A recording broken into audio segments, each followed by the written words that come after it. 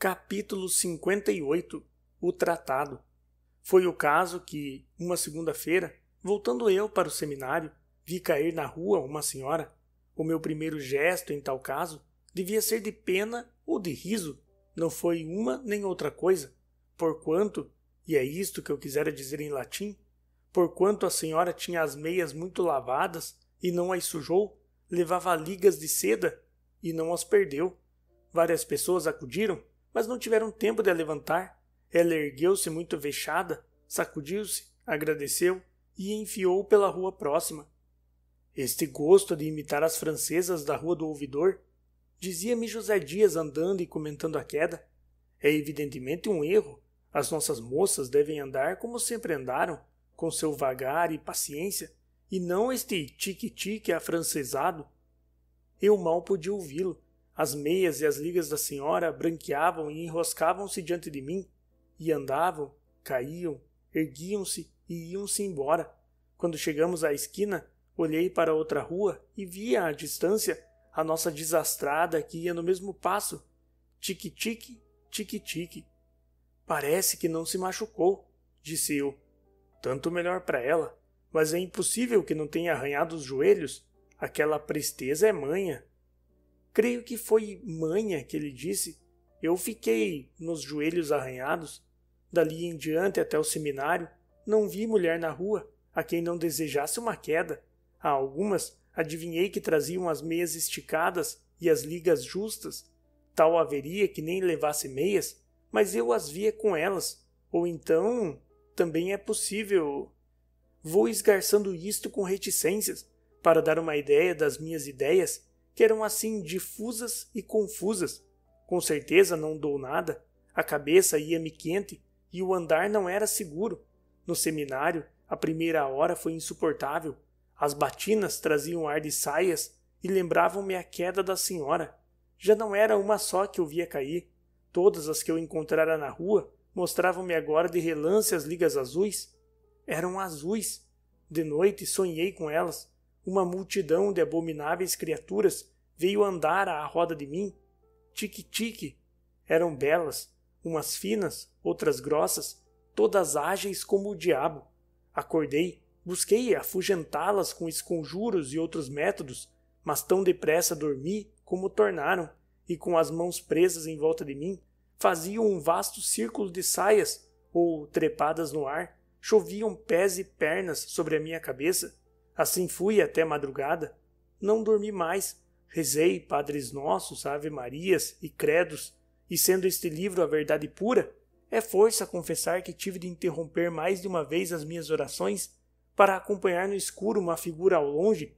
Tique-tique, tique-tique.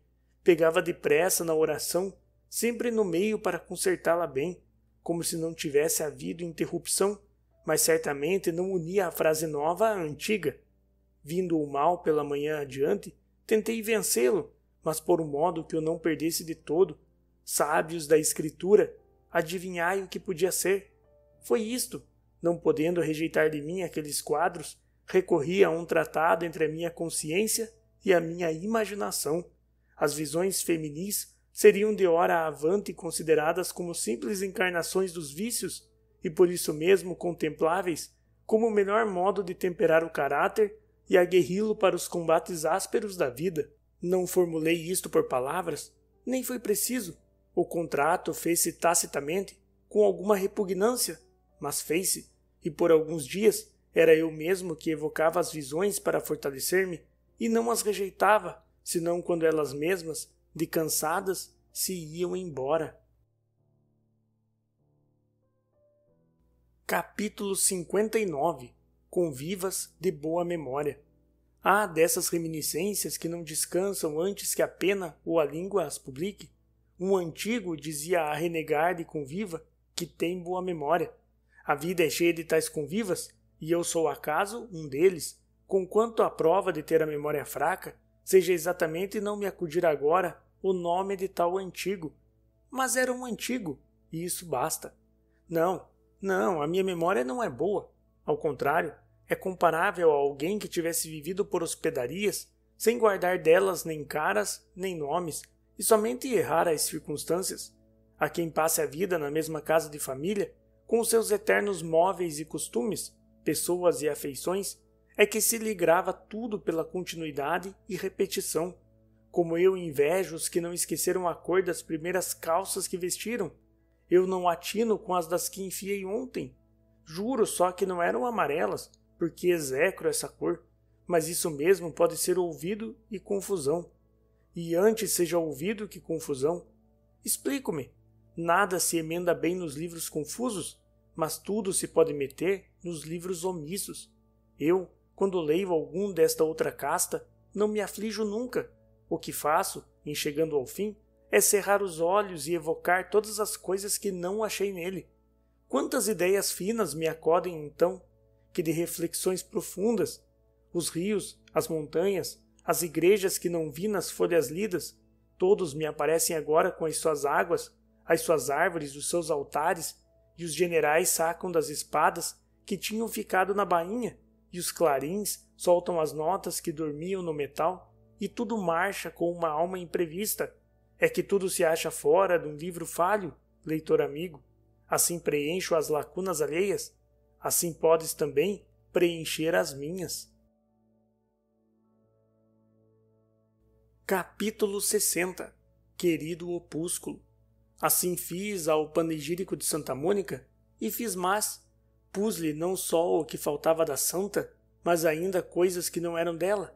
Viste o soneto, as meias, as ligas, o seminarista Escobar e vários outros. Vais agora ver o mais que naquele dia me foi saindo das páginas amarelas do opúsculo.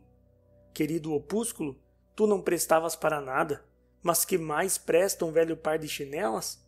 Entretanto, há muita vez no casal de chinelas, um como aroma e calor de 2 pés, gastas e rotas, não deixam de lembrar que uma pessoa as calçava de manhã, ao erguer da cama, ou as descalçava à noite, ao entrar nela. E se a comparação não vale, por que as chinelas são ainda uma parte da pessoa e tiveram o contato dos pés? Aqui estão outras lembranças, como a pedra da rua, a porta da casa, um assobio particular, um pregão de quitanda, como aquele das cocadas que contei no capítulo 18. Justamente, quando contei o pregão das cocadas, fiquei tão curtido de saudades que me lembrou fazê-lo escrever por um amigo, mestre de música, e grudá-lo às pernas do capítulo. Se depois já retei o capítulo, foi porque outro músico, a quem o mostrei, me confessou ingenuamente não achar no trecho escrito nada que lhe acordasse saudades, para que não aconteça o mesmo aos outros profissionais que porventura me lerem. Melhor é poupar ao editor do livro o trabalho e a despesa da gravura. Vês que não pus nada, nem ponho. Já agora creio que não basta que os pregões de rua, como os opúsculos de seminário, encerrem casos, pessoas e sensações.